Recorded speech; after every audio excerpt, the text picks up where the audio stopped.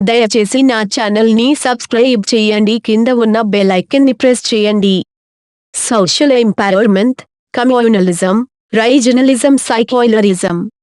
సామాజిక సాధికారత, మతతత్వం, ప్రాంతీయత, లౌకికవాదం. సామాజిక సాధికారత సామాజిక అభివృద్ధిలో సాధికారత యొక్క భావనకు కీలక పాత్ర ఉంది. ఈ పదబంధం లింగ సమానత్వంతో ముడిపడి ఉంది. ప్రపంచ అభివృద్ధి యొక్క ఆధునికీకరణకు భావన యొక్క పునఃపరిశీలన మరియు మానవ జీవితంలోని అనేక కోణాలకు దాని అనువర్తనం అవసరం. సాధికారత అనే భావన చాలా మందికి అనేక విషయాలను కలిగిస్తుంది. ఎంపిక, స్వేచ్ఛ, ఏజెన్సీ, సామర్థ్యం, సహకారం, స్వయం సమృద్ధి మరియు పెరిగిన వనరులు అనే అంశాలు దాదాపు అన్ని నిర్వచనాలకు సాధారణం. జీవన నాణ్యతను మెరుగుపరచడానికి మరియు మానవ శ్రేయస్సు యొక్క ప్రాతిపదికను విస్తరించే మార్గాలుగా సాధికారత ఆలోచనపై చాలామంది పరిశోధకులు అంగీకరించారు. క్లుప్తంగా, సాధికారతలో తైన మరియు విస్తృత ఆధారిత సామాజిక విప్లవాన్ని ప్రభావితం చేసే సాధనంగా ఉపయోగపడుతుంది. సాంఘిక శాస్త్ర సాహిత్యంలో సాంఘిక మార్పు ప్రక్రియను వ్యక్తిగత మరియు నిర్మాణ స్థాయిలో కనుగొనవచ్చు. ఒక చివరిలో, సాంఘిక మార్పు అనేది వ్యక్తుల అభివృద్ధి యొక్క పర్యవసానంగా విద్య, శిక్షణ, భౌతిక వనరులను పొందడం మరియు వంటి వాటి ద్వారా పొందబడుతుంది.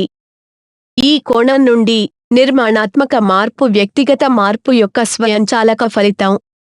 మరోవైపు, మానవుడిని సమాజంలో ఒక భాగంగా చూస్తారు మరియు రాజకీయ శక్తికి సంబంధించిన సామాజిక నిర్మాణాలను ప్రధానంగా మార్చకపోతే మార్పు అసాధ్యమని భావిస్తారు. వ్యక్తిగత మరియు నిర్మాణాత్మక పరివర్తన వ్యక్తి యొక్క అంతర్గత జీవిత ఆకారాలు, సామాజిక వాతావరణంతో దగ్గరి సంబంధం కలిగి ఉంటుంది మరియు ఆ వాతావరణం ఒకరి ఆధ్యాత్మిక మరియు మానసిక శ్రేయస్సుపై లోతైన ప్రభావాన్ని చూపుతుంది. శరీరం యొక్క రాజకీయ చిహ్నం, మానవాళిని ఒకే సామాజిక జీవితో పోల్చడం, వ్యక్తుల పరివర్తనను మరియు నాగరికతను అనుసరించడానికి సాధికారతను కనుగొనటానికి విలువైన చట్రాన్ని ఇస్తుంది.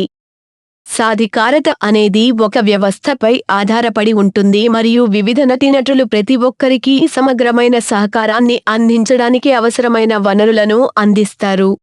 ఈ భావన నుండి, మానవ మరియు శ్రేయస్సు యొక్క చురుకైన ఏజెంట్లుగా ప్రజలు పనిచేయడానికి అవసరమైన దృష్టి, సామర్థ్యం మరియు ఎంపిక యొక్క విస్తరణగా వ్యక్తిగత మరియు సామూహిక సాధికారతను పరిగణించవచ్చని నిర్ధారించవచ్చు.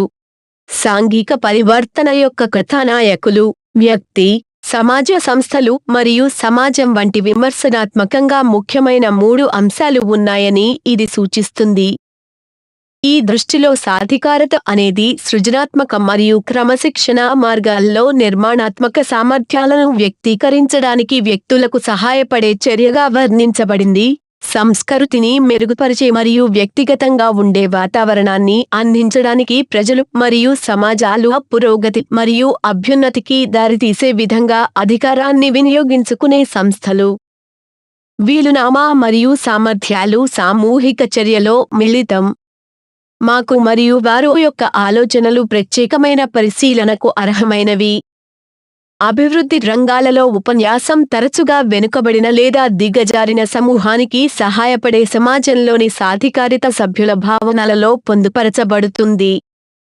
సాంఘిక అసమానతలను తొలగించాలనే కోరిక వివాదాస్పదంగా నైతిక భావన అని చాలా మంది పరిశోధకులు వెల్లడించారు.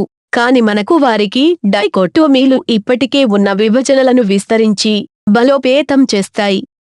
జాగ్రత్తగా ఆలోచన అవసరాలు ఇవ్వాలి. దీనిలో సాధికారతను విశ్వ మరియు భాగస్వామ్య సంస్థగా సంప్రదించవచ్చు. చారిత్రక ప్రక్రియలు అసమానతలను అభివృద్ధి చేశాయని గమనించాలి. కానీ అభివృద్ధి ప్రాతిపదిక ప్రతి వ్యక్తి మరియు సమూహం పురోగతికి అవకాశం ఉందని భావించబడుతుంది. ఈ దృక్కోణం నుండి, అట్టడుగున ఉన్నవారు సామర్థ్యం లేకుండా ఉండరు మరియు విశేషులు అందరూ బలంగా లేరు. అందరికీ అభివృద్ధి చెందగల సామర్థ్యం ఉంది మరియు మొత్తం సంక్షేమాన్ని ముందుకు తీసుకెళ్లే బాధ్యత అందరికీ ఉంది. చివరగా, సాధికారత అనేది ఎవరైనా లేదా అధికారాన్ని పెట్టుబడి పెట్టడాన్ని సూచిస్తున్నప్పటికీ, ఐక్యరాజ్యసమితిలో అభివృద్ధిపై చర్చలలో అధికారం యొక్క సామాజిక డైనమిక్స్ సాధారణంగా పట్టించుకోలేదు. సామాజిక పరివర్తనకు పూర్వ అవసరాలు, సమాజ పరివర్తనకు సమాజ వ్యవస్థలు మరియు నిర్మాణాలలో పాల్గొనడం ముఖ్యమైన అవసరం అని పండితులు పేర్కొన్నారు. కొన్ని నిర్ణయాలలో స్వరం ఉన్నప్పటికీ ప్రజలు ప్రాజెక్టులను పొందడం సరిపోదు. వారు నిర్ణయాత్మక ప్రక్రియలలో చురుకుగా పాల్గొనాలి, సమస్యలను గుర్తించడం, పరిష్కారాలు మరియు విధానాలను రూపొందించడం, ప్రయోజనాలను ఆస్వాదించడం మరియు మదింపు కోసం ప్రమాణాలను నిర్ణయించడం. చివరికి, అసమానత యొక్క మూల కారణాలను గుర్తించే సామర్థ్యం సామాజిక పరివర్తన యొక్క ఏజెంట్లుగా మారడానికి జనాభా సాధికారతకు నిర్ణయాత్మకంగా ఉంటుంది. జనాభా అభివృద్ధి యొక్క ప్రయోజనాలను పొందినప్పటికీ, సామాజిక అన్యాయం మరియు అసమానత యొక్క డ్రైవర్లను వివక్ష చేయలేకపోతే, వారు సామాజిక నిర్మాణాల నుండి ఇటువంటి పద్ధతులను తొలగించలేరు. సాధికారత అనేది సామాజిక పరివర్తనకు దారితీస్తే, అది ఒకరి సామాజిక వాస్తవికతను ఆధునీకరించే శక్తులను గుర్తించే సామర్థ్యాన్ని కలిగి ఉండాలి, ఆ వాస్తవికత అందించే అవకాశాలను మరియు సవాళ్లను గుర్తించడానికి మరియు నాగరికత అభివృద్ధికి చొరవలను ప్లాన్ చేయగలగాలి. మతతత్వం పురాతన కాలం నుండి సమాజంలో పాటిస్తారు మరియు ఇది మానవ జీవితంలో భాగం. భారతీయ సందర్భంలో అంచనా వేసేటప్పుడు, ఇది ఒకరి స్వంత పవిత్ర సమూహానికి గొప్ప విశ్వాసం. మతతత్వ మార్గాలపై విజ్ఞప్తిని పెంచడం ద్వారా ప్రజలను వ్యతిరేకించే ఒక యంత్రాంగాన్ని నిర్వచించారు. మతతత్వం మత మౌలికవాదం మరియు అస్థిరతతో సంబంధం కలిగి ఉందని సాహిత్యంలో తెలుస్తుంది. వర్గీకరణ మొదట 19వ శతాబ్దంలో ప్రారంభమైందని అధ్యయనాలు నిరూపించాయి. బ్రిటిష్ చరిత్రకారుడు జేమ్స్ పురాతన కాలాన్ని హిందూ కాలం మరియు మధ్యయుగ కాలం, ముస్లిం కాలం అని వర్గీకరించారు మరియు ఈ క్రమాన్ని బ్రిటిష్ మరియు భారతీయ చరిత్రకారులు మరింత ఉపయోగించారు. సాంఘిక సాహిత్యం మధ్యయుగ కాలంలో ముస్లిం ప్రజలు అణగారినవారు, వారు కూడా అణచివేతకు గురయ్యారు. అప్పటి హిందూ సమాజ ప్రజలు మరియు పాలక వర్గం ముస్లింలు మరియు హిందువులను కలిగి ఉంది. అబ్దుల్ అహ్మద్ కమ్యూనిజం అనేది రెండు వర్గాల మతం ద్వారా వర్గీకరించబడిన ఒక సామాజిక దృగ్విషయం. ఇది తరచూ తీవ్రత, ఉద్రిక్తత మరియు వారి మధ్య అల్లర్లకు దారితీస్తుంది అని వివరించారు. మతతత్వాన్ని మరికొందరు ప్రముఖ సిద్ధాంతకర్తలు కూడా వర్ణించారు. ప్రభా దీక్షిత్ ప్రకారం, మతతత్వం అనేది రాజకీయ సిద్ధాంతం. ఇది రాజకీయ ప్రయోజనాలను సాధించడానికి మత మరియు సాంస్కృతిక భేదాలను ఉపయోగించుకుంటుంది. భారతీయ దృష్టాంతంలో ఇది ఒక ఆధిపత్య శక్తి. కులతత్వం, మతతత్వం మరియు మత మౌలికవాదం వంటి అనేక అంశాలు భారతదేశంలో సవాలుగా ఉన్నాయి. ఇవి లౌకిక రాజ్యానికి ప్రధాన ముప్పు. అవి ప్రజాస్వామ్య లౌకిక ఫెడరల్ స్టేట్ యొక్క పని మరియు బలాన్ని క్షీణిస్తాయి మరియు జాతీయ జీవితం యొక్క ప్రాథమిక నమ్మకాలకు వ్యతిరేకంగా ప్రభావం చూపుతాయి మరియు కొత్త వ్యక్తిత్వానికి మార్గాలను అందిస్తాయి. కులతత్వం, మతతత్వం భారతీయ సాంస్కృతిక వైవిధ్యాన్ని నాశనం చేస్తున్నాయి. విద్యా సాహిత్యంలో మతతత్వాన్ని బహుళ డైమెన్షనల్, సంక్లిష్టమైన సామాజిక వాస్తవం అని స్పష్టం చేస్తారు. అనేక సాంఘిక, రాజకీయ, ఆర్థిక, సాంస్కృతిక మరియు మతపరమైన అంశాలు మతతత్వం మరియు మతతత్వ క్రూరత్వాన్ని ప్రభావితం చేస్తాయి. మతతత్వం కొన్నిసార్లు మతేతర శక్తులచే తీవ్రతరం అవుతుంది. మత నాయకులు చేసిన మరియు చేసిన డిమాండ్లను జాగ్రత్తగా పరిశీలిస్తే మతం, కర్మ మరియు సంస్కృతి యొక్క కవర్ కింద మత రాజకీయాల యొక్క నిజమైన స్వభావం మరియు లక్ష్యం తెలుస్తుంది. ఇంతకుముందు బ్రిటిష్ సామ్రాజ్యవాదం మతతత్వాన్ని విభజన మరియు పాలన విధానంగా ఉపయోగించినట్లు నివేదికలలో నమోదు చేయబడింది. స్వాతంత్ర్యానంతరం నాయకులు వివిధ అంశాలను ఉపయోగించి ఇలాంటి విధానాలను కొనసాగిస్తున్నారు. మతతత్వం యొక్క మూలం చాలా లోతైనది మరియు వైవిధ్యమైనది. వివిధ మూలాలు, బహుళ జాతి, బహుళ భాష, బహుళ కులాలు మరియు బహుళ ప్రాంతీయ ప్రాంతాలను కలిగి ఉన్న భారతీయ నాగరికత యొక్క నిర్మాణం మరియు స్వభావంలో కొన్ని మూలాలు ఉన్నాయి. ఈ ప్రాతిపదికన విభజించబడిన సమాజం మత సంస్థల అభివృద్ధికి సహాయపడుతుంది. హిందూ మరియు ముస్లిం మరియు ఇతర వర్గాల ఆర్థిక పరిస్థితి మరియు వారి విభిన్న అభివృద్ధి కూడా మతతత్వ అభివృద్ధికి దోహదం చేస్తుందని నొక్కి చెప్పవచ్చు. సమాజం యొక్క మతతత్వం మరొక సమాజం యొక్క మతతత్వానికి ప్రతిస్పందన అని స్థాపించబడింది. మతతత్వానికి 3 దశలు ఉన్నాయి. మొదటి దశలో రాజకీయ, ఆర్థిక, సామాజిక మరియు సాంస్కృతిక ప్రయోజనాల వంటి సారూప్య ప్రయోజనాలను కలిగి ఉన్న ఒక నిర్దిష్ట మతాన్ని విశ్వసించే వ్యక్తుల అంతర్దృష్టి ఉంటుంది.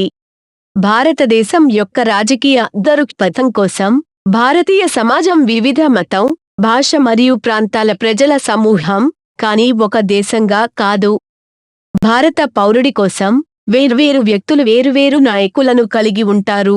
వారు తమను జాతీయ ప్రాంతీయ మత కుల నాయకులుగా ప్రకటించుకుంటారు.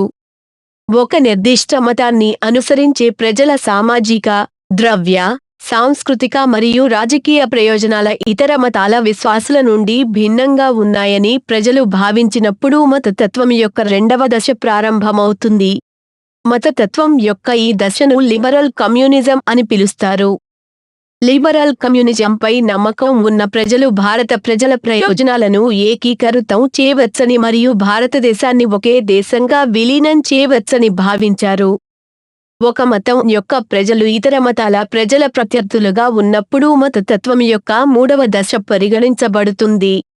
మతతత్వం యొక్క 3వ దశ భయం మరియు తిప్పికొట్టే భావన కలిగిన ఉగ్రవాద మతవాదం. మతతత్వం యొక్క లక్షణాలు. మతతత్వం ఒక తాత్విక భావన. ఇది బహుముఖ ప్రక్రియ. ఇది విస్తృతమైన స్థావరాన్ని కలిగి ఉంది. ఇది దాని అభివ్యక్తికి సామాజిక, ఆర్థిక మరియు రాజకీయ అంశాలను కలిగి ఉంటుంది. ఇది వివిధ వర్గాలలో పోటీ, క్రూరత్వం మరియు ఉద్రిక్తతకు కారణమవుతుంది. మతతత్వాన్ని ఉన్నత తరగతి ప్రజలు మరియు ఉన్నత వర్గాలు తమ సహమతవాదుల యొక్క పేద సమూహాల యొక్క వర్గ గుర్తింపులను వేరు చేయడానికి మరియు దుర్వినియోగం చేయడానికి సలహాగా ఉపయోగిస్తారు. మతతత్వం అనేది ఒక రాజకీయ పార్టీలో లేదా రాజకీయ పార్టీలచే పోటీపడే సమూహాలు మరియు వర్గాల అవకాశవాద రాజకీయ మరియు ఆర్థిక ఆసక్తి ద్వారా ప్రణాళిక చేయబడింది. సమానత్వం, లౌకికవాదం మరియు జాతీయ సమ్మేళనం యొక్క మూలాలపై మతతత్వం దాడి చేస్తుంది. మతతత్వం యొక్క పరిణామాలు నాశనమయ్యాయి. మతతత్వానికి కారణాలు. మతతత్వం సంభవించడానికి అనేక కారణాలు ఉన్నాయి. మొదటిది మైనారిటీల ధోరణి. ముస్లింలు జాతీయ ప్రధాన స్రవంతిలో కలిసిపోవడంలో విఫలమవుతున్నారు. కొన్ని నివేదికలు ముస్లిం ప్రజలు లౌకిక జాతీయవాద రాజకీయాల్లో పాల్గొనడం లేదని మరియు ప్రత్యేక గుర్తింపును కొనసాగించాలని పట్టుబడుతున్నారు. మతతత్వానికి మరో కారణం ఆర్థోడాక్సీ మరియు అబ్స్క్యూరెంటిజం. మైనారిటీ సమూహాల సనాతన సభ్యులు తమదైన సాంస్కృతిక నమూనా, వ్యక్తిగత చట్టాలు మరియు ఆలోచనలతో విభిన్నమైన సంస్థను కలిగి ఉన్నారని భావిస్తారు.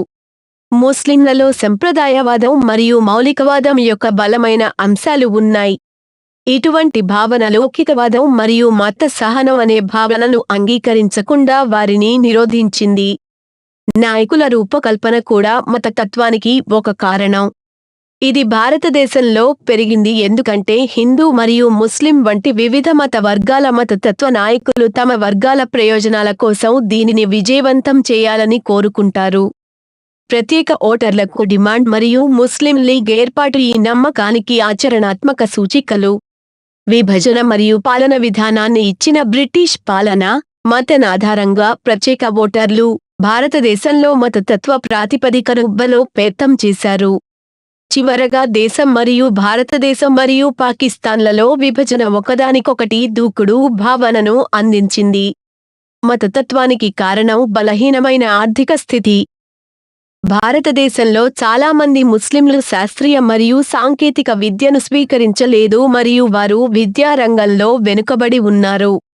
విద్య సరిగా లేనందున వారు ప్రజాసేవ, పరిశ్రమ మరియు వాణిజ్యంలో సంతృప్తికరంగా ప్రాతినిధ్యం వహించలేదు.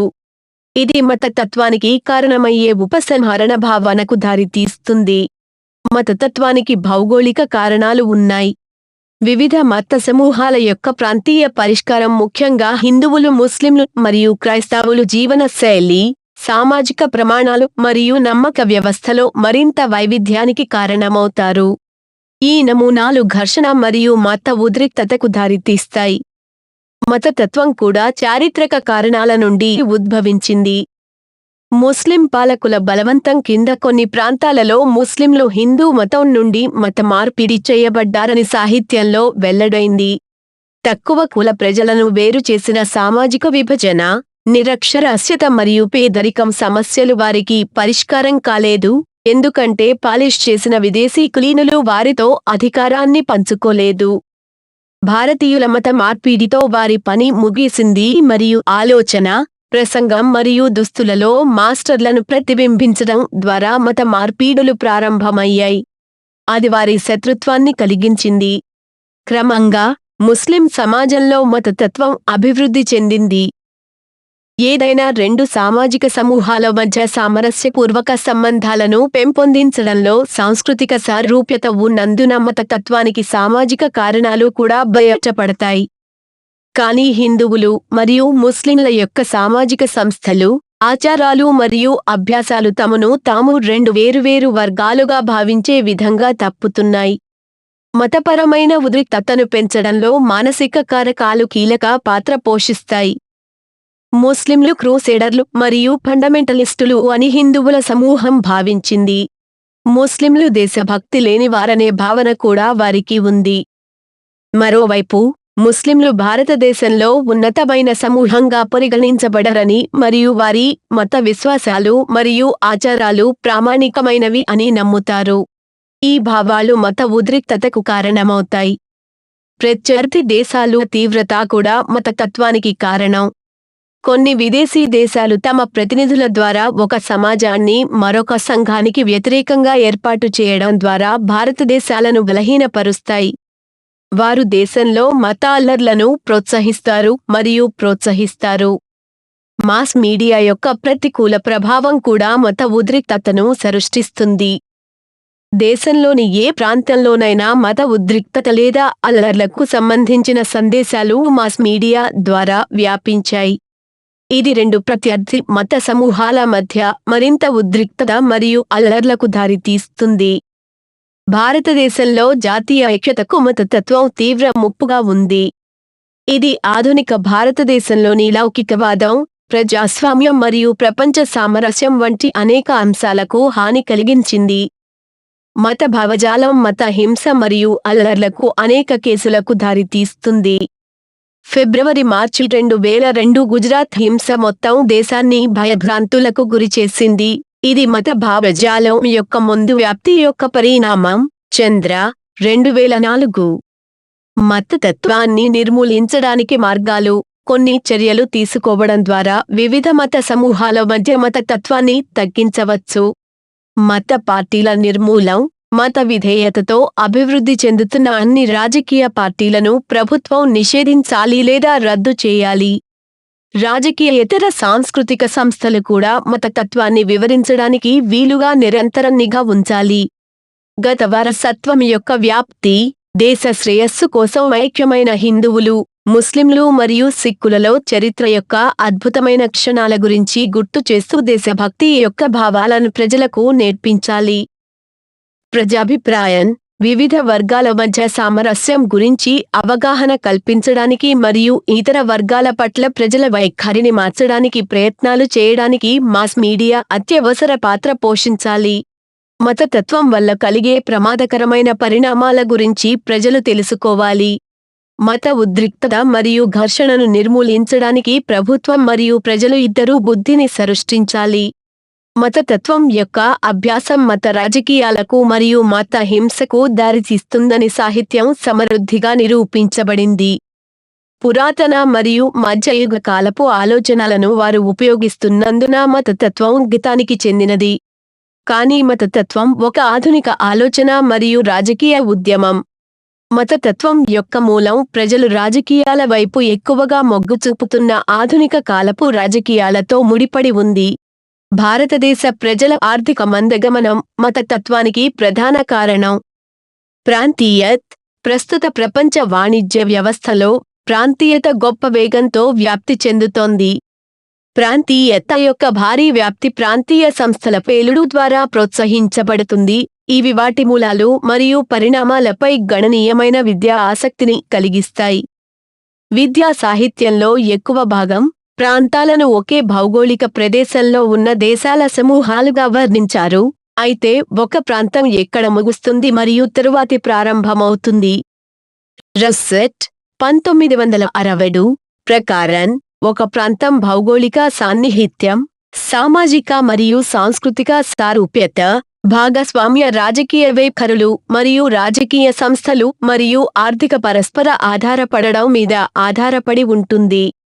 డ్యూచ్ మరియు ఇతరులు 1957 ఆర్థిక లావాదేవీలు, సమాచార మార్పిడి మరియు రాజకీయ విలువలను కలిగి ఉన్న బహుళ కోణాలలో అధిక స్థాయి పరస్పర ఆధారపడటం దేశాల సమూహం ఒక ప్రాంతంగా ఉందో లేదో నిర్ణయిస్తుంది. థాంప్సన్ 1973 ప్రాంతాలు భౌగోళికంగా ఒకదానికొకటి దగ్గరగా, విస్తృతంగా సంభాషించే మరియు అనేక వాస్తవాలు, ప్రవర్తనలు మరియు సంస్కృతిని పంచుకునే రాష్ట్రాలను కలిగి ఉన్నాయని చర్చించారు. ప్రాంతీయత అనేది పండితులు, సామాజిక శాస్త్రవేత్తలు మరియు సిద్ధాంతకర్తలలో వాదించదగిన భావన. ప్రాంతీయత అనేది ఒక జాతీయ దొరుకు విషయం మరియు వ్యవస్థీకృత ఆందోళనలు మరియు ప్రచారాలకు రూపమిచ్చింది. భారతదేశం స్వాతంత్ర్యం వచ్చినప్పటి నుండి ప్రాంతీయత భారత రాజకీయాల్లో విస్తృతంగా వ్యాపించింది. దీనికి వివిధ ప్రాంతీయ రాజకీయ పార్టీల ప్రధాన ఆధారం ఉంది. భారతీయ దృష్టాంతంలో ప్రాంతాలతో దగ్గరి గుర్తింపులో ప్రాంతీయత పెరిగింది. స్వాతంత్ర్యం తర్వాత ఇది ఘర్షణల యొక్క గొప్ప శక్తి మరియు సహకారం, ఇది వసతి పద్ధతిని బట్టి ఉంటుంది. ప్రాంతీయత అనేది ఒకే రాష్ట్ర సరిహద్దులలో విభిన్న మత లేదా జాతి సమూహాలు ఒకే రాష్ట్ర సరిహద్దులలో ఉండి, తరచూ ఒక నిర్దిష్ట ప్రాంతంలో కేంద్రీకృతమై, భాగస్వామ్య వ్యక్తిత్వం యొక్క బలమైన భావాలను పంచుకునే పరిస్థితులుగా వివరించబడింది. ప్రాంతీయత అనేది ప్రాథమికంగా ఒక నిర్దిష్ట ప్రాంతం లేదా దేశం లేదా మరే ఇతర ప్రాంతానికి ప్రాధాన్యతనిచ్చే ప్రాంతం యొక్క తీవ్రమైన భావన. ఇది తరచుగా జాతి సమూహాలను కలిగి ఉంటుంది. దీని ప్రధాన లక్ష్యం జాతీయ రాష్ట్రం నుండి స్వేచ్ఛ పొందడం మరియు వారి స్వంత రాజకీయ ప్రభావం అభివృద్ధి. భారతీయ దృక్పథంలో ప్రాంతీయత అనేది దేశంలోని వివిధ సమూహాలచే విభిన్న జాతి, భాష లేదా ఆర్థిక ప్రయోజనాలను ప్రకటించడాన్ని సూచిస్తుంది. ప్రాంతీయత యొక్క మూలాలు ప్రత్యేకమైన భౌగోళిక ప్రాంతంలో ఉండే ప్రజల భాష, జాతి, ఆర్థిక మరియు సాంస్కృతిక గుర్తింపులలో ఉన్నాయని చక్కగా నమోదు చేయబడింది. రాజకీయ పండితులు ఆర్థిక ప్రాంతీయత, భాషా ప్రాంతీయత, రాజకీయ ప్రాంతీయత మరియు ఉప ప్రాంతీయ ఉద్యమాలను కలిగి ఉన్న వివిధ రకాల ప్రాంతీయతను వివరించారు. ప్రాంతీయత అనేది సహకారం మరియు విధాన సామరస్యత ద్వారా గుర్తించదగిన రాజకీయ ప్రక్రియ అని వివిధ రాజకీయ శాస్త్రవేత్తలు పోటీ పడ్డారు. అయితే ప్రాంతీయీకరణ అనేది ఒక ఆర్థిక ప్రక్రియగా పరిగణించబడుతుంది. దీనిలో ఈ ప్రాంతంలోని వాణిజ్యం మరియు పెట్టుబడులు ప్రపంచంలోని ఇతర ప్రాంతాలలో వాణిజ్యం మరియు పెట్టుబడి కంటే వేగంగా అభివృద్ధి చెందుతాయి. హావర్డ్ 1993. పెంపెల్ 2015 ప్రాంతీయతను విభిన్న పద్ధతిలో వర్ణించింది. అతని ప్రకారం ప్రాంతీయత అనేది సంస్థను సృష్టించే ప్రక్రియను కలిగి ఉంటుంది మరియు ఇది అంతర్రాష్ట్ర సహకారం యొక్క ఉద్దేశపూర్వక ఉత్పత్తి. ప్రాంతీయత అనేది సిద్ధాంతకర్తలలో చర్చనీయాంశం. కార్చిన్స్టైన్ 2006 పేజీ 1 ప్రాంతీయతను సంస్థాగతీకరించిన పద్ధతులుగా మరియు ప్రాంతీకరణను నటులను నిమగ్నం చేసే ప్రక్రియగా అభివర్ణించారు. ఫాసెట్ 2004 ప్రకారం ప్రాంతీయత అనేది ఒక విధానం లేదా ఒక ప్రాజెక్ట్. ప్రాంతీయత అనేది ప్రాథమికంగా ప్రాంతీయ ప్రాజెక్టుకు ఆలోచనలు, గుర్తింపులు మరియు భావజాలాలతో ముడిపడి ఉంటుంది. మునాకట 2006 ప్రాంతీయవాదం ప్రాంతీయ ఆర్థిక సమైక్యతకు మద్దతుగా ప్రభుత్వాలు స్థాపించిన సంస్థలను కలిగి ఉందని పేర్కొంది, కానీ సభ్యులు వాగ్దానం యొక్క మార్పులను నొక్కి చెబుతుంది. ప్రిఫరెన్షియల్ ట్రేడింగ్ ఏర్పాట్లు (PTI) పై దృష్టి సారించిన ప్రాంతీయతపై విస్తృతమైన పరిశోధనలు జరిగాయి. ప్రతి సభ్య దేశానికి ఇతర పాల్గొనేవారి మార్కెట్లకు మెరుగైన ప్రాప్యతను అందించే సంస్థలు. ఇటువంటి ఏర్పాట్లలో రాష్ట్రాలు దగ్గరి భౌగోళిక సాన్నిహిత్యాన్ని కలిగి ఉంటాయి, ఉదాహరణకు యూరోపియన్ యూనియన్ లేదా మెర్కోసూర్. భారతీయ సందర్భంలో ప్రాంతీయత దాని భాషలు, సంస్కృతులు, తెగలు, మతాలు, సమాజాల వైవిధ్యంలో మునిగి ఉంది. ఇది ప్రాంతీయ అవగాహన యొక్క భావం నుండి ప్రేరేపిస్తుంది, ఇది తరచూ ప్రాంతీయ ఉపసంహరణ భావనతో శక్తినిస్తుంది. భారతదేశంలో వివిధ కులాలు, మతాలు, ఆచారాలు మరియు సంస్కృతుల భారీ జనాభా ఉంది మరియు దాని విస్తృత ప్రాంతాలు ఒకదానికొకటి భిన్నంగా ఉంటాయి. ఉదాహరణకు, ద్రావిడ సంస్కృతుల నివాసమైన దక్షిణ భారతదేశం అనేక ప్రాంతాల ప్రాంతం ఉత్తరాన చాలా భిన్నంగా ఉంటుంది. ప్రాంతీయత యొక్క ప్రధాన లక్షణాలు. ప్రాంతీయత ఆర్థిక, సామాజిక, రాజకీయ మరియు సాంస్కృతిక అసమానతలతో అలవాటు పడింది. ప్రాంతీయత కొన్నిసార్లు మానసిక దృగ్విషయం. ప్రాంతీయత సమూహ గుర్తింపు యొక్క వ్యక్తీకరణగా మరియు నిర్దిష్ట ప్రాంతం పట్ల భక్తిగా అభివృద్ధి చేయబడింది.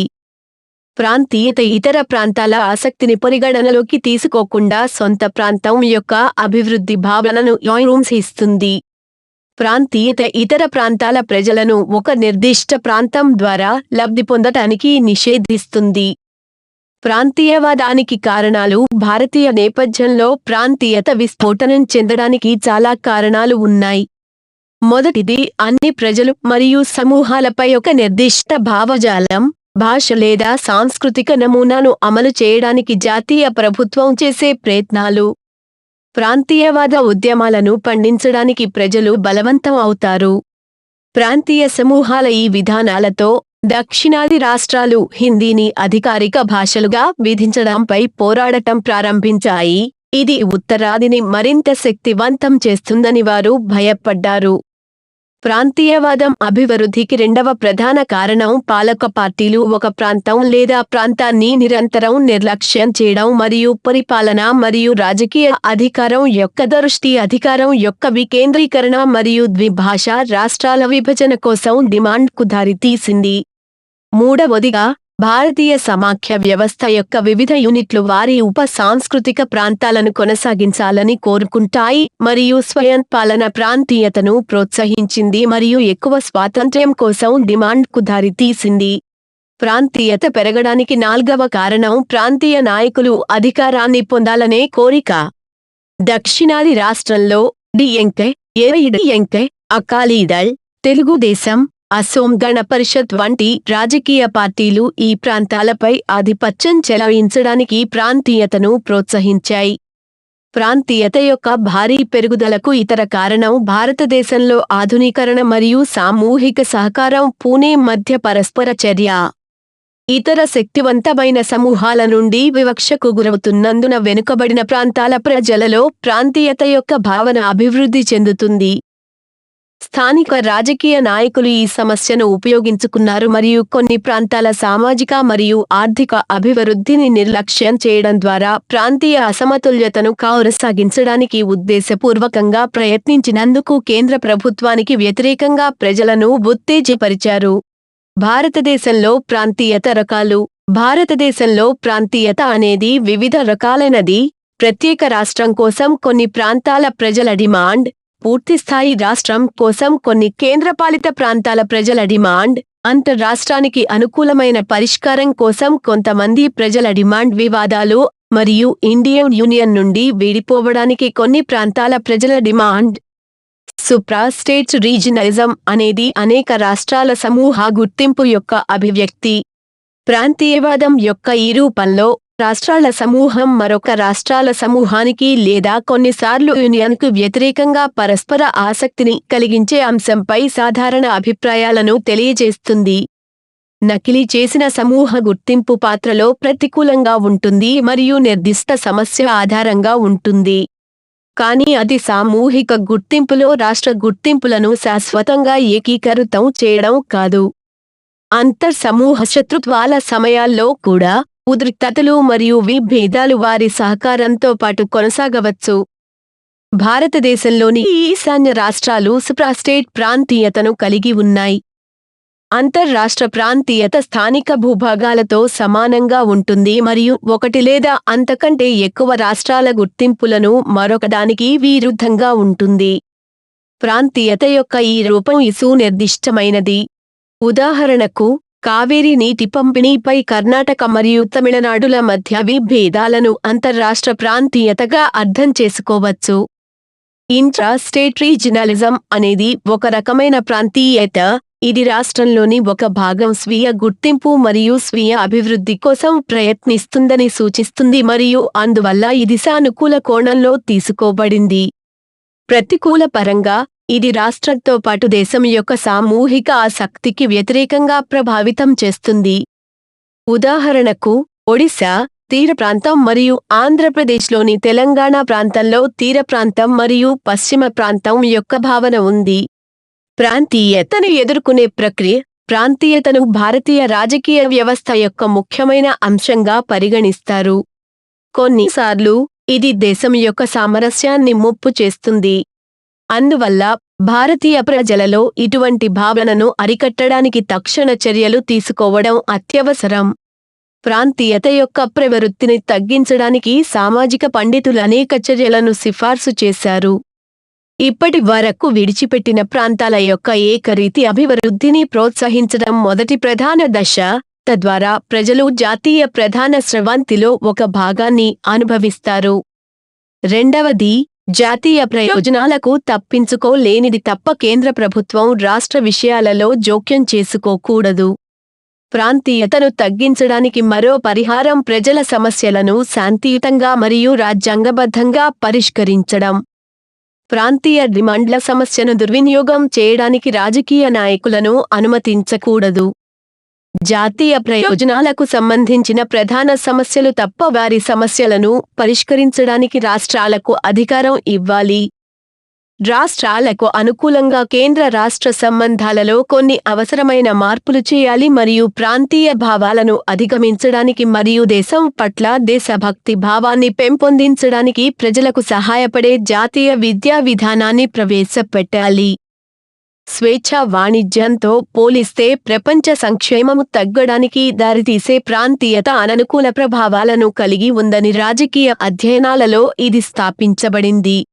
ప్రాంతీయత మరియు ప్రపంచ స్వేచ్ఛా వాణిజ్యం మధ్య ఘర్షణ జరుగుతుంది, అయితే ఈ ప్రతికూల ప్రభావాలు నిరంతర ప్రపంచీకరణ ప్రక్రియ మరియు బహుళపక్ష సరళీకరణ ప్రయత్నాల ద్వారా తగ్గుతాయి. ప్రాంతీయవాదాన్ని వ్యాప్తి చేయడానికి మరియు నివాసితులలో ప్రాంతీయ సమస్యలపై అవగాహన కల్పించడానికి ప్రాంతీయ పార్టీలకు ఆధిపత్య పాత్ర ఉంది. ప్రాంతీయ మద్దతులో ఈ పార్టీలు తమ రాజకీయ వాస్తవికతను కలిగి ఉన్నందున వారు తమ ఆసక్తి కోసం మరియు అధికారాన్ని పొందటానికి ప్రాంతీయవాదానికి పుట్టుకొస్తారు. రాజకీయ ఉద్దేశాలతో రాష్ట్రంపై వివక్ష చూపినందుకు ప్రతిపక్ష పార్టీని నిందించడం వంటి కేంద్రానికి వ్యతిరేకంగా తమ ఎజెండాను ప్రచారం చేయడం ప్రాంతీయ నాయకత్వం గుర్తించిన వ్యూహం. దానితో పాటు ప్రాంతీయ ప్రెస్, ప్రధానంగా భాష ఆధారితమైనది, ప్రాంతీయత యొక్క భావనను అభివృద్ధి చేయడంలో ప్రధాన పాత్ర పోషిస్తుంది. లౌకికవాదం, మతతత్వం యొక్క విరుద్ధమైన విషయం లౌకికవాదం. ఇది భారత రాజ్యాంగం చేత స్వీకరించబడింది. ఇది అన్ని మతాల పట్ల గౌరవం మరియు అన్ని విశ్వాసాల యొక్క విస్తృత మనస్తత్వాన్ని సూచిస్తుంది. రాష్ట్ర మతం లేదు మరియు రాష్ట్రం ఏ మతానికి మద్దతు లేదా అనుకూలంగా ఉంటుంది. లౌకికవాదం అనేది ప్రజాస్వామ్యాన్ని మరియు ఆర్థిక అభివృద్ధికి నిబద్ధతను పెంచే ప్రభుత్వ ప్రక్రియ. చారిత్రక రికార్డులను అంచనా వేసేటప్పుడు 5వ శతాబ్దంలో నిరసన ఉద్యమాలతో భారత లౌకికవాదం ప్రారంభమైనట్లు డాక్యుమెంట్ చేయబడింది. టెహ్రీ 3 ప్రధాన లౌకికవాద మరియు భౌతిక తాత్విక ఉద్యమం, బౌద్ధమతం మరియు జైనమతం. 3 లౌకికవాద ఉద్యమాలు వేదాల అధికారాన్ని మరియు దైవత్వంపై నమ్మకం యొక్క ప్రాముఖ్యతను విస్మరించాయి. 18వ శతాబ్దంలో బ్రిటిష్ ఈస్ట్ ఇండియా కంపెనీకి భారతదేశంపై ఆధిపత్యం ఉన్నప్పుడు లౌకికవాదం భారత ప్రజలపై ఎక్కువ ప్రభావం చూపుతుంది. లౌకిక భారతదేశం అనేక దశాబ్దాలలో అనేక ప్రకంపనలకు గురైంది. చాలా మంది నిపుణులు ఈ మూర్ఛలను భారతీయ నాగరికత యొక్క స్వభావంతో సంబంధం కలిగి ఉంటారు. దీనికి వారు వ్యక్తిగత మరియు ప్రజా విషయాలలో మతానికి కేంద్రీకృతతను ఆపాదిస్తారు. భారతీయ లౌకికవాదం అన్ని మతాలను రాష్ట్రంచే గౌరవించడం మరియు ప్రభుత్వ సంస్థాగత పద్ధతుల నుండి మతాన్ని వేరు చేయడంపై ఆధారపడి ఉంటుంది. యూరోపియన్ అనుభవంతో ఉన్న ముట్టడి భారతీయ దృగ్విషయం యొక్క చారిత్రకతను పర్యవేక్షిస్తుంది. లౌకికీకరణ ప్రక్రియ అన్ని సమాజాలలో ఒకేలా ఉండదు. సాంకేతిక పురోగతితో మానవ సంస్కృతి లౌకికీకరణ ప్రక్రియకు గురైంది. భారతదేశంలో లౌకికవాదం భారీ రాజకీయ మరియు రాజ్యాంగ పోరాటం మరియు అసమ్మతి. ఈ అవగాహనను మహాత్మా గాంధీ ప్రోత్సహించారు మరియు ఇది భారత స్వాతంత్ర్యం తర్వాత లౌకికవాదానికి కేంద్ర నమూనాగా ఉంది. భారతీయ లౌకికవాదం అన్ని మతాల సమాన గౌరవం మరియు అంగీకారం యొక్క నమ్మకానికి మరింత క్రియాత్మక విధానంపై ఆధారపడింది. ఇది మతపరమైన మైనారిటీ హక్కుల పరిరక్షణకు ప్రధానంగా తాత్కాలిక ప్రత్యేక చర్యల ద్వారా అనుమతించింది.